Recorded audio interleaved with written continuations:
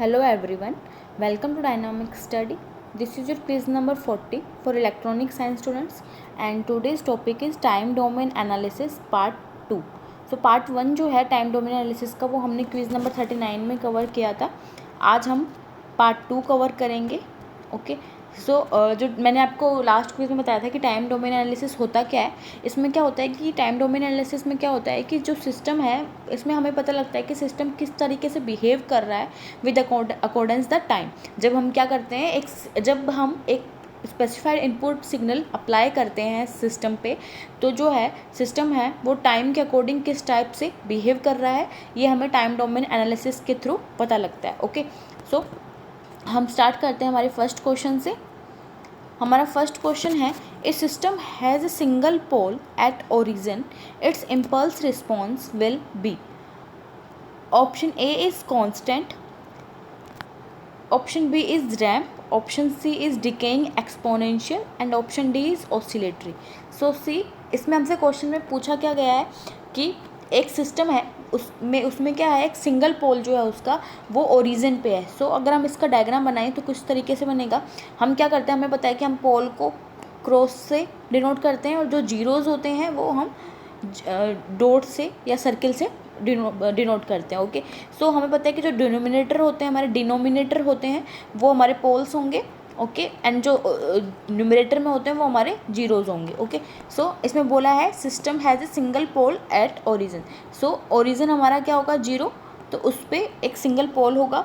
Okay सिर्फ इतना ही दे रखा है सिस्टम का. तो इससे हम क्या करते हैं कि हमारा जो सिस्टम का ट्रांसफर फंक्शन है उसको ड्रॉ कर सकते हैं और उसको राइट कर सकते हैं हम. तो हमें पता है कि हमारा सिंगल पोल एक ओरिजिन पे है, तो हमारा जो ट्रांसफर फंक्शन है इसका GS is equal to 1/S. Okay because S जो होगा एक सिंगल पोल जो है वो ओरिजिन पे है. Okay so we can write this transfer function GS is equal to 1/S. Okay so हमसे पूछा क्या गया है, it's impulse response will B.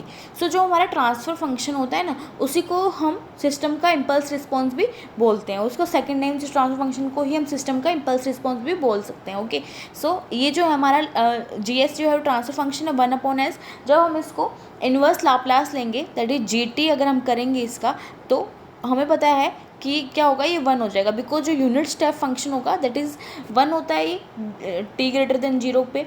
Okay so इसके लिए ये 1 होगा यूनिट स्टेप. तो यूनिट स्टेप का जो हम लाप्लास ट्रांसफॉर्म करते हैं वो क्या आता है हमारे पास 1/S आता है. ओके सो जब हम इसका इन्वर्स लाप्लास निकालेंगे तो हमारे पास GT आ जाएगा दैट इज़ 1. ओके सो ये हमारे पास एक कांस्टेंट है. सो इससे हमें पता लग रहा है कि अगर हमारे पास एक सिंगल पोल है ओरिजिन पे तो हमारा जो इम्पल्स रिस्पॉन्स होगा वो क्या हो जाएगा, कांस्टेंट हो जाएगा. ओके सो ऑप्शन ए जो होगा वो यहाँ पे करेक्ट हो जाएगा.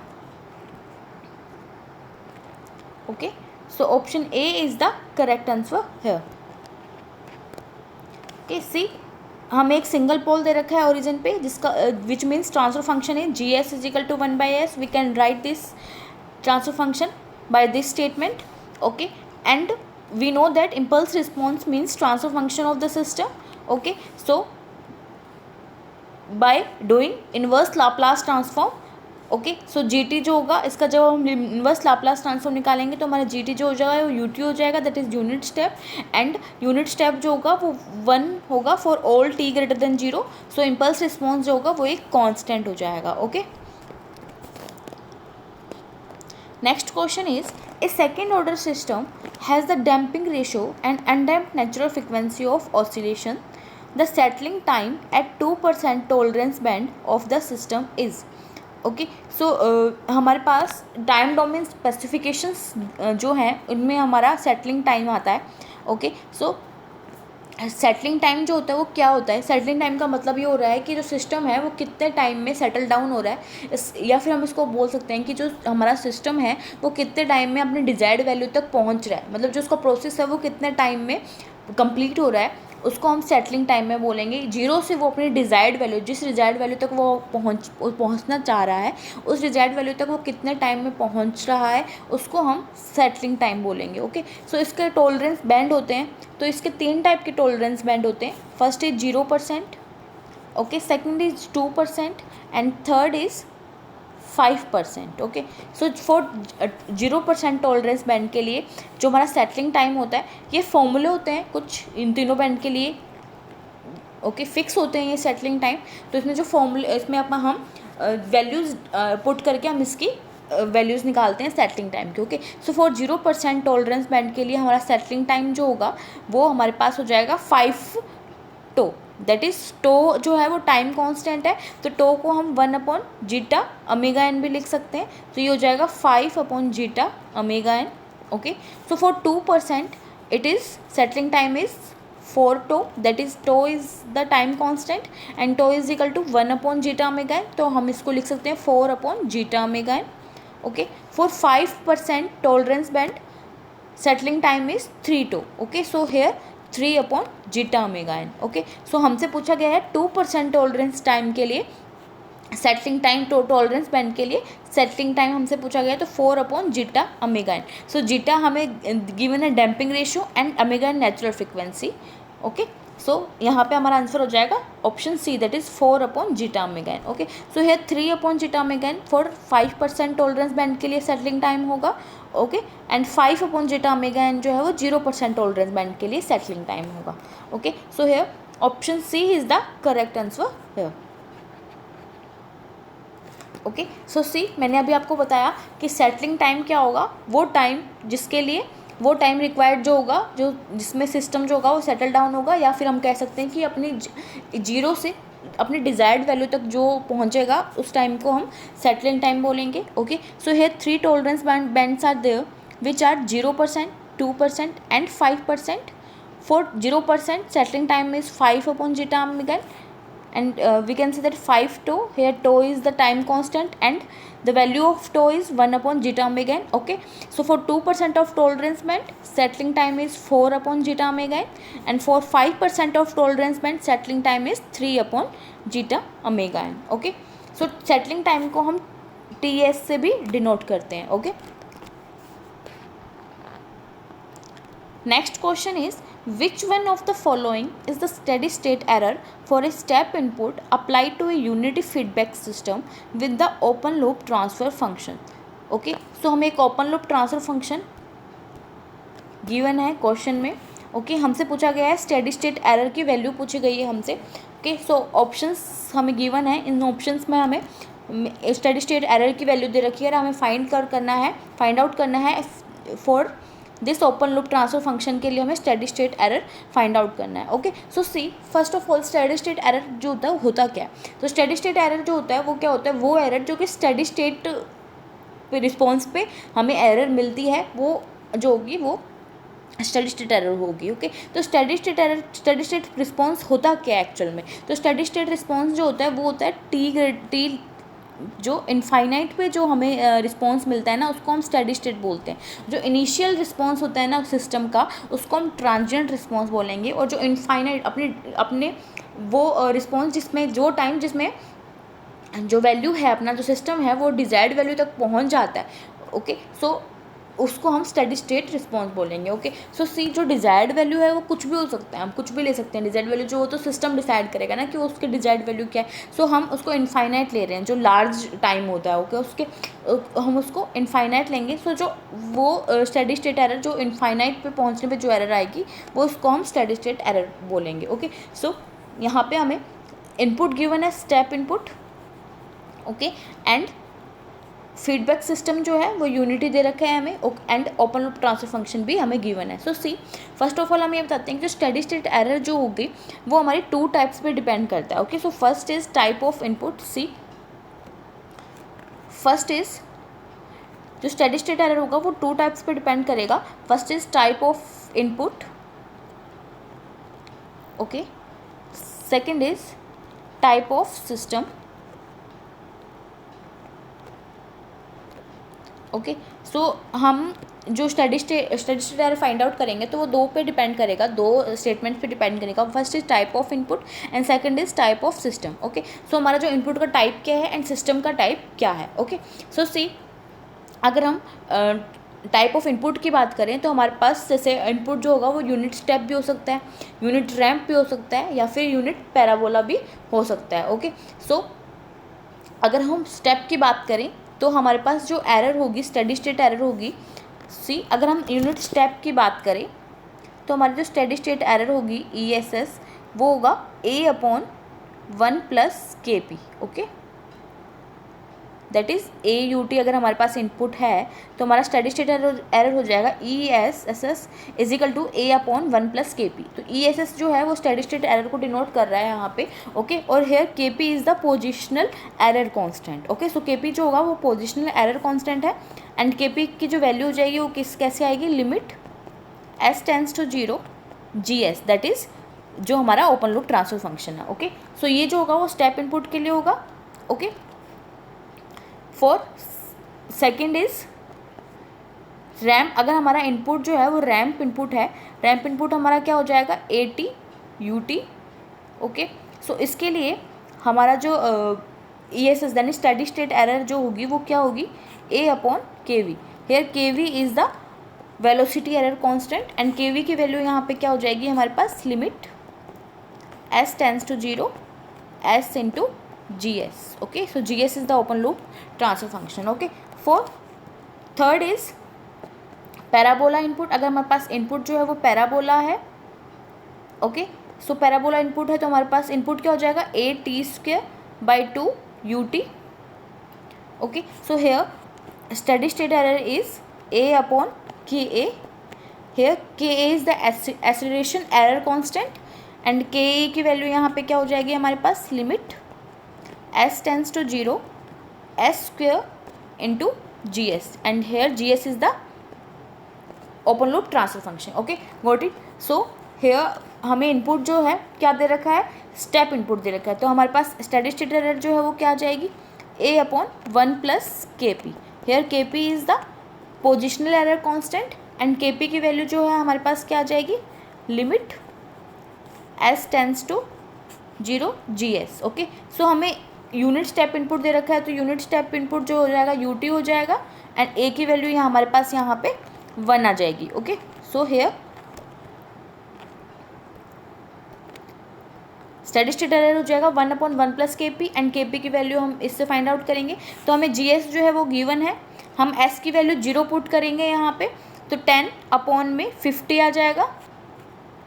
ओके, सो 1/5 आ जाएगी। अब है इसकी वैल्यू हम KP की वैल्यू जहाँ 1/5 पुट कर देंगे यहाँ पे। ओके,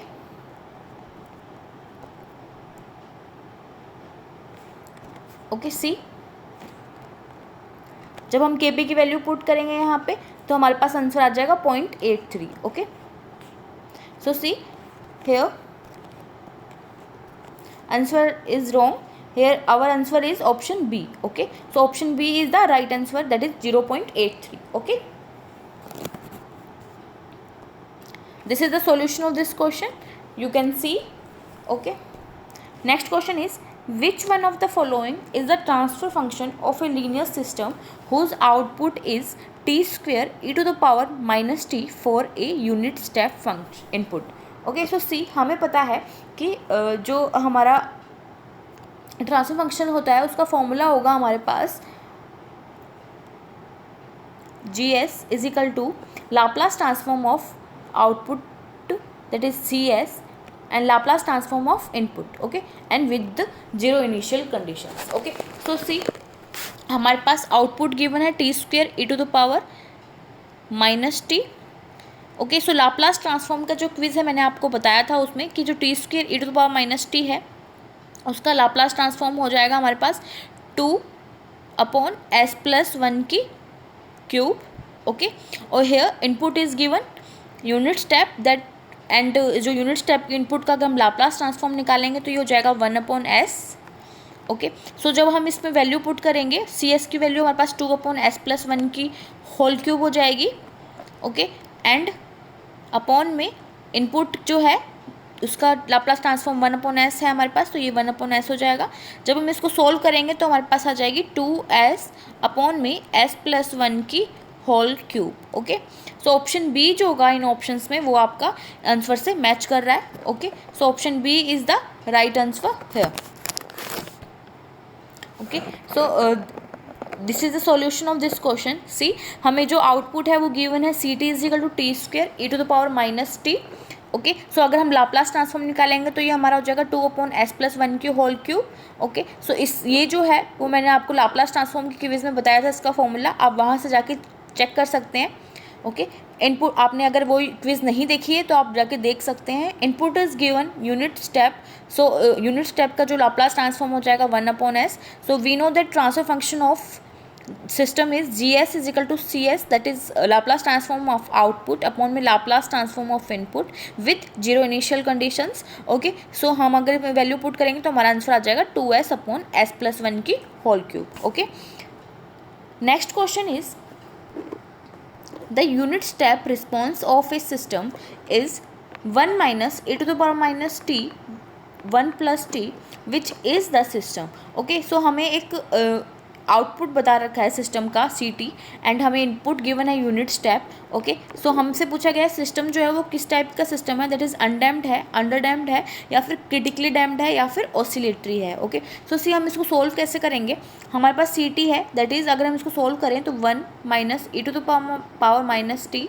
प्लस से माइनस हो जाएगा ये minus t e to the power minus t, ये हमारे पास होल सी टी की वैल्यू है। अगर हम इसमें हमें सिस्टम को फाइंड आउट करने के लिए किस टाइप का सिस्टम है तो इसलिए हमें ट्रांसफर फंक्शन फाइंड आउट करना पड़ेगा। तो हम इससे सेम पिछले क्वेश्चन की तरह इसको करेंगे, सी एस का लाप्लास ट्रांसफॉर्म निकालेंगे। तो 1 का लाप्लास ट्रांसफॉर्म 1/s होता है, e to the power minus t का 1/s+1 हो जाएगा, and t e to the power minus t का क्या हो जाएगा हमारे पास 1/s+1 की होल स्क्वायर। ओके, सो जब हम इसको सोल्व करेंगे तो हमारे पास सी एस आ जाएगा, एंड यूनिट स्टेप जो है वो उसका लाप्लास ट्रांसफॉर्म 1/s आ जाएगा। ओके, एंड देन हम ट्रांसफर फंक्शन निकालेंगे सी एस अपॉन में इनपुट का जो लाप्लास ट्रांसफॉर्म होगा वो करके। ओके, सो फिर हम उसका क्या करेंगे, जो हमारी कैरेक्टरिस्टिक इक्वेशन होती है that is s² plus 2ζ omega n s plus omega n की होल स्क्वायर, इससे हम उसकी कैरेक्टरिस्टिक इक्वेशन से कंपेयर कर देंगे। ओके, सो जीटा की वैल्यू पे डिपेंड करेंगे हमारा सिस्टम। जो जीटा की वैल्यू अगर हमारे पास 0 आ जाए तो हमारे पास क्या हो जाएगा अनडैम्प्ड, अगर जीटा की वैल्यू जो होगी वो 0 से 1 के बीच में आएगी तो अंडरडैम्प्ड, अगर जीटा की वैल्यू हमारे पास 1 आएगी तो क्रिटिकली डैम्प्ड होगा। ओके, सो आप इसको सॉल्व कीजिएगा। अगर आपको समझ में नहीं आता है, अगर कोई भी डाउट हो तो आप मुझे कमेंट बॉक्स में कमेंट करके मुझसे पूछ सकते हैं। ओके,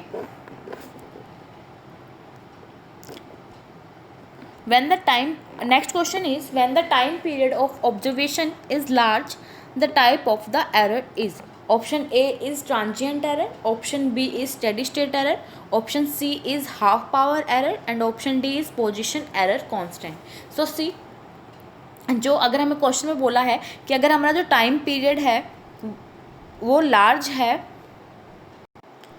सो हमसे बोला गया है कि जो टाइम पीरियड है वो लार्ज है हमारा, तो जो टाइप ऑफ एरर क्या होगी। ओके, सो मैंने अभी आपको बताया कि जो स्टेडी स्टेट एरर होती है उसमें जो टाइम पीरियड होगा वो इनफाइनाइट होता है हमारे पास। ओके, सो जो डिजायर्ड वैल्यू तक हम पहुंचने में जो एरर आती है वो स्टेडी स्टेट एरर होगी। तो टाइम पीरियड होता है उसमें लार्ज होता है तो वो इनफाइनाइट होगा, तो हमारे जो ये एरर होगी वो स्टेडी स्टेट एरर होगी, और जो इनिशियल जो होगा वो ट्रांजिएंट एरर होता है। ओके, सो लार्ज है अगर तो स्टेडी स्टेट एरर होगी। Okay, option B is the right answer. Next question is assertion and region question. So our assertion is zero input response, that is ZIR, is the natural response with zero initial conditions. So we know that जो zero input response होगा वो initial conditions के कारण होता है हमारा। Okay, सो मतलब initial condition होगा इनपुट जीरो होगा। ओके, सो इनिशियल कंडीशन के कारण होगा तो मतलब जीरो इनिशियल कंडीशंस तो नहीं होंगी, इनिशियल कंडीशन जीरो नहीं होंगी तभी ये होगा ना जीरो इनपुट रिस्पॉन्स। ओके, सो असर्शन जो होगा वो हमारा रॉन्ग हो जाएगा। Reason is zero state response is the response with given input with zero initial conditions. या दिस इज ट्रू, जो हमारा जीरो स्टेट रिस्पॉन्स होता है उसमें एक इनपुट होता है जिसमें कि इनिशियल कंडीशंस होंगी वो जीरो होंगी। ओके, सो रीज़न जो होगा वो ट्रू है and assertion is false. So option D जो होगा वो यहाँ पे करेक्ट हो जाएगा। Okay, next question is consider the following statements feedback in control system can be used. First is to reduce the sensitivity of the system to parameter variations and disturbances. Second statement is to change time constant of the system, and third is to increase the loop gain of the system. तो which statement is true? Okay, so see, हमें पता है कि feedback होता है क्या। First of all feedback होता क्या है? सो सी, अगर हमारे पास कोई भी सिस्टम में अगर हम इनपुट दे रहे हैं, ओके, सो और आउटपुट हमें मिल रहा है, ओके, सो अगर इस आउटपुट में से कुछ पार्ट जो है वो हम इनपुट में मिक्स कर दें, ओके, सो इसको हम फीडबैक बोलते हैं, ठीक है। फीडबैक क्या होता है कि कुछ पार्ट जो है वो आउटपुट का वो इनपुट में मिक्स हो रहा है, तो उसको हम फीडबैक बोलेंगे। तो ये जो फीडबैक है वो हम जो होगा सेंसिटिविटी, जो सिस्टम की जो सेंसिटिविटी है उसको रिड्यूस करने में यूज़ में लेते हैं। तो फर्स्ट स्टेटमेंट तो ट्रू है हमारी, okay. Second statement is to change time constant of the system, या दिस इज़ ऑल्सो ट्रू। अगर हम आउटपुट का कुछ पार्ट वापस इनपुट में ले जा रहे हैं तो टाइम कांस्टेंट चेंज होगा, ऑब्वियस है। तो second statement is also true. Third is to increase loop gain of the system, no this is not true, because हम क्या कर रहे हैं कि आउटपुट का कुछ पार्ट जो इनपुट में ले जा रहे हैं, तो मतलब क्या होगा कि जो लूप गेन है वो रेड्यूस होगा, ना कि इंक्रीज होगा, ओके। सो लूप गेन को हम रेड्यूस करते हैं by through feedback, okay. So third is wrong, okay. So here first and second statement is true, तो option A is the right answer here, okay. So see, अगर हम sensitivity बात करें तो अगर हम ओपन लूप सिस्टम की बात कर रहे हैं तो जो उसमें ट्रांसफर फंक्शन होता है T F is equal to G S होता है, ओके। तो सेंसिटिविटी जो फॉर्मूला होता है वो होता है डेल टी। सो सेंसिटिविटी की अगर हम बात करें तो उसका फॉर्मूला हो जाएगा del T upon del G into में G upon T, okay. So open loop transfer function की जो सेंसिटिविटी होती है वो 1 होती है।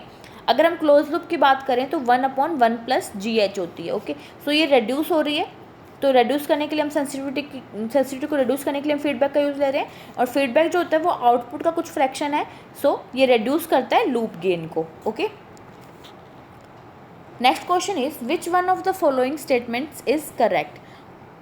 हमारे पास एक स्टेटमेंट दे रखी है, that is a second order system is critically damped when the roots of its characteristic equations are. So इसमें हमसे पूछा गया है कि अगर एक second order system critically damped है तो उसके जो रूट्स होंगे कैरेक्टरिस्टिक इक्वेशन के वो किस टाइप के होंगे। Option A is negative, real and unequal. Option B is complex conjugates. Option C is negative, real and equal. Option D is positive, real and equal. तो सी, हमें पता है कि जब जीटा जो होगा वो 1 होता है तो जो हमारा सिस्टम है वो एक क्रिटिकली डैम्प्ड होगा, ओके। तो क्रिटिकली डैम्प्ड सिस्टम जो होता है वो उसमें ऑसिलेशंस नहीं होते हैं। तो हमारी कैरेक्टरिस्टिक इक्वेशन क्या होती है, s square plus 2 zeta omega n s plus omega n square is equal to 0। Here zeta की वैल्यू यहाँ पे हमारे पास 1 आ जाएगी, तो हम इसको कुछ इस टाइप से लिख सकते हैं, s square plus 2 omega n s plus omega n square is equal to 0, okay. So critically damped की हम बात करें तो अगर हमारे पास यहाँ पे हम इसको सोल्व करेंगे ना तो हमारे पास एस की वैल्यू आ जाएगी minus omega n and minus omega n, okay. So हमारे पास क्या होगा कि जो रूट्स होंगे ना वो पॉजिटिव होंगे, सॉरी नेगेटिव होंगे, रियल होंगे एंड इक्वल होंगे, ओके। सो ऑप्शन सी जो होगा वो यहाँ पे करेक्ट हो जाएगा, okay.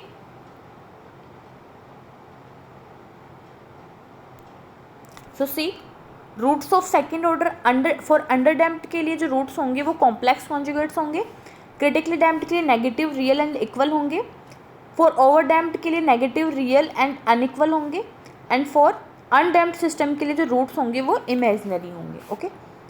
So last question is given A unity feedback system with GS is equal to K upon S into S plus 4. What is the value of K for a damping ratio of 0.5? So हमें open loop transfer function दे रखा है, okay. So GS is equal to K upon S plus S into S plus 4 and damping ratio that is zeta की value हमें given है 0.5, okay. So इसको हम close loop में कन्वर्ट करेंगे।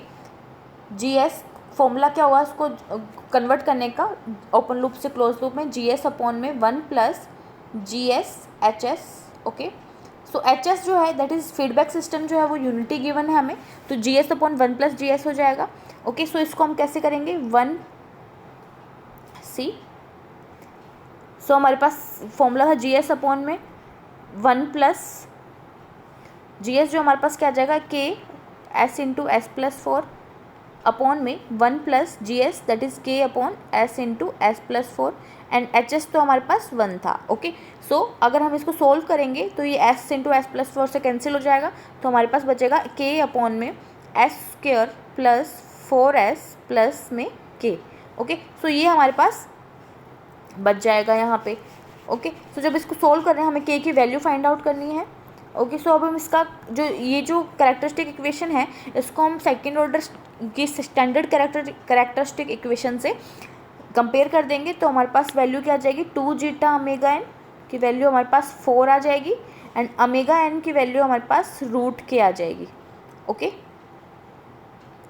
सो हमारे पास ओमेगा एन की वैल्यू रूट की आ जाएगी एंड जीटा की वैल्यू हमें 0.5 दे रखी है। ओके, सो जीटा की वैल्यू हमें 0.5 दे रखी है एंड ओमेगा एन की वैल्यू रूट की आ जाएगी that is 4।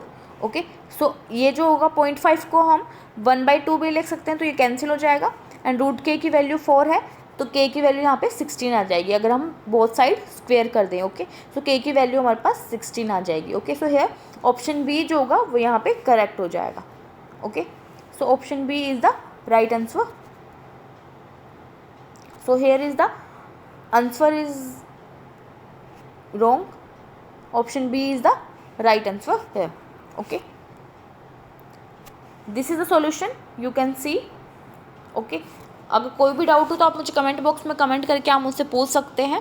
Okay, that's it. आपके यूनिट 1 यूनिट 2 के जो नोट्स हैं वो हमारे डिजिटल स्टोर में अवेलेबल हैं, आप वहाँ से जाके परचेज़ कर सकते हैं। ओके, जो लिंक है वो हमारे वीडियो के नीचे डिस्क्रिप्शन बॉक्स में गिवन है।